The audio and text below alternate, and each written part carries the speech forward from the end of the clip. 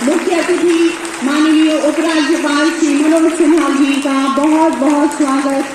हम हृदय की गहराइयों से उनका स्वागत करते हैं और उनका बहुत बहुत आभार प्रकट करते हैं कि उन्होंने अपना बहुमूल्य समय हमें दिया और यहाँ पधार कर हमारे कार्यक्रम की शोभा बढ़ाई।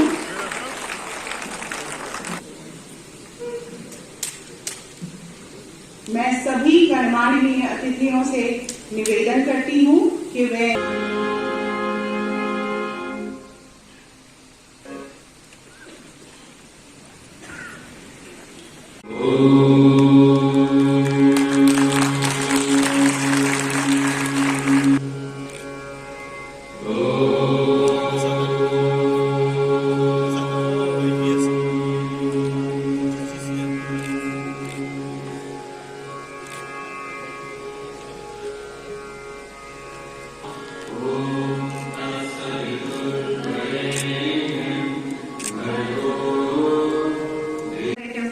का एक बहुमूल्य अंग है।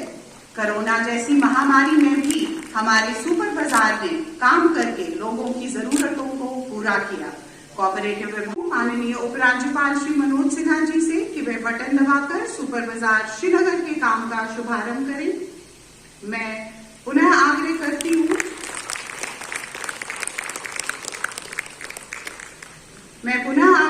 हूँ माननीय उपराज्यपाल श्री मनोज सिन्हा जी से कि वे बटन दबाकर सुपर बाजार बड़गाम के काम का शुभारंभ करें।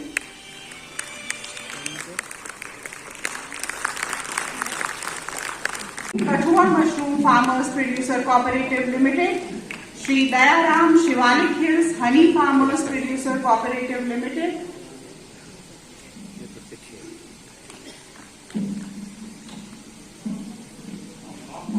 Shri Ajay Singh Basohli maize farmers producer cooperative limited, Shri Ali Mohammad the Kathua Doodhi Gujjar dairy producers cooperative limited, Shrimati Sunita Verma ji universal health and wellbeing cooperative limited, Mohammad Ishaq the Bajalta dairy producers cooperative limited, Shri Tejinder Singh Wazir Jammu flower producer processors and landscapers cooperative limited,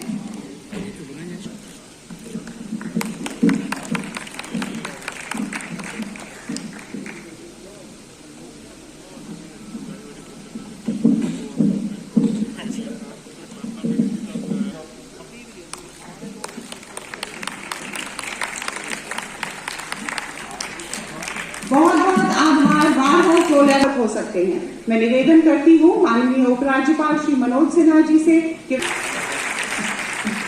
Shri Rohit Grover secretary farm fresh milk producers, Shri Bharat Bhushan ji managing director corporation limited,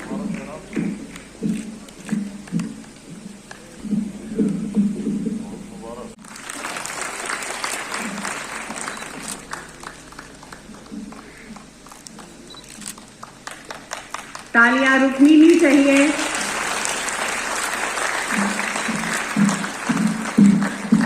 फूलों का गुलदस्ता देकर और memento प्रस्तुत करके स्वागत करें।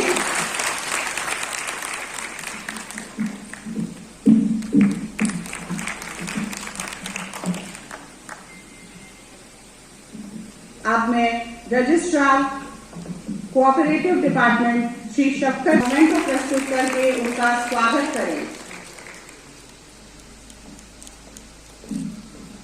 अब मैं रजिस्ट्रार कोऑपरेटिव आप सभी मूल मंत्र हम इसे मान सकते हैं।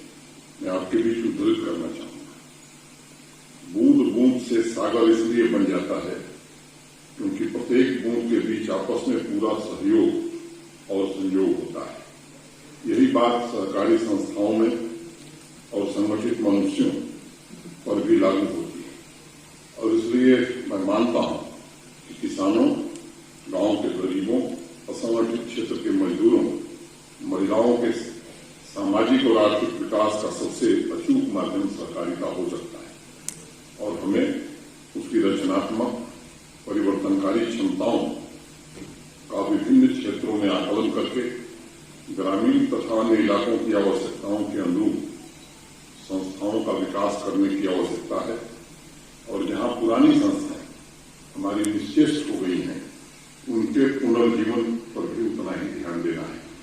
आंकड़े में मैं नहीं जाना चाहता हूं, आप सब जानते हैं।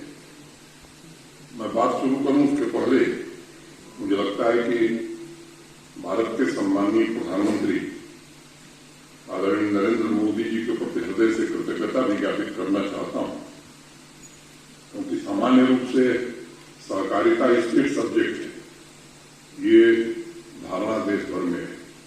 मैं उस विवाद में नहीं जाना चाहता हूं कि वो स्टेट सब्जेक्ट है कि सेंट्रल सब्जेक्ट है, लेकिन सहकारिता के महत्व को समझते हुए एक नया मंत्रालय पहली बार भारत सरकार में सहकार के नाम से बना है, जिसका जिम्मा देश के सम्माननीय गृह मंत्री जी को दिया है और ऐसा बताया गया कि सहकार से समृद्धि की भावना को मूर्त रूप देने के दिशा में मैं मानता हूं कि एक सराहनीय प्रयास है। मैं जब संसद में था 2002 में, मुझे याद है उस समय तत्कालीन प्रधानमंत्री श्रद्धेय वाजपेयी जी एक राष्ट्रीय नीति लेकर के आए थे और साफ शब्दों में एक बात कही थी उन्होंने, हिंदुस्तान के अतीत में सहकारिता का सर्वोच्च स्थान था और भविष्य में भी इन संस्थाओं के बिना काम नहीं चल सकता है।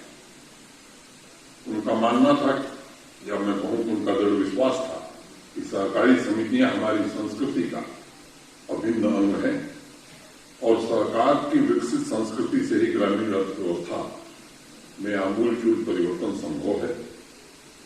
सहकारिता से वंचित वर्गों की विकास संबंधी जरूरतों को इसी के माध्यम से पूरा किया जा सकता है। मैं पूर्वी उत्तर प्रदेश से आता हूं, बिहार को आधिकारिक रूप से किसी सरकारी कानून से मुझे लगता है कि नहीं आ सकती है, तब यह आंदोलन आगे बढ़ पाएगा। देश के करोड़ों किसानों, वंचित लोगों, पिछड़े, दलित, उपेक्षित, खासतौर से महिलाएं, विकास का मार्ग मैं मानता हूं कि सहकारिता के माध्यम से ही दिया जा सकता है और कोई दूसरा मार्ग है नहीं। कई लोग सहकारिता की प्रासंगिकता पर आज सवाल उठाने लगे। लगता है कि सहकारिता आंदोलन रिलेवेंट हो गया, लेकिन मैं बड़ी जिम्मेदारी से ये बात कहना चाहता हूं, मन से और बड़ी विनम्रता के साथ कहना चाहता हूं कि सहकारिता आंदोलन सबसे ज्यादा प्रासंगिक आज ही हुआ है और अब अगर सही दिशा में हम चलेंगे तो हमें मंजिल पानी है। इस लक्ष्य के साथ हमें आगे बढ़ना है।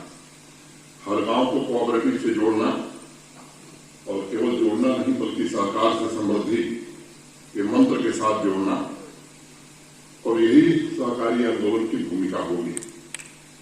अगर शब्द को स्वयं सहकारिता को आप देखें तो स्व और कार्य, ये दो शब्दों से बना हुआ ये शब्द है और मिलजुल करके एक लक्ष्य के लिए भातृभाव माने भाई वाले भाव से काम करना, एक ही दिशा में काम करना, यही सहकारिता है। और मुझे लगता है कि देश में करोड़ों लोग कोऑपरेटिव क्षेत्र में काम कर रहे हैं। ये ठीक है, इनकी ताकत शायद कम हुई होगी, हमारी आर्थिक ताकत भी शायद कम होगी, मगर ये संख्या इतनी बड़ी कि मुझे लगता है कि अगर इसका एक बार सही में सरकार के भाव से जुड़ करके हमने प्रयोग किया तो ये ताकत प्रचंड बन सकती है और देश और जम्मू कश्मीर के भाग्य को बदल सकती है।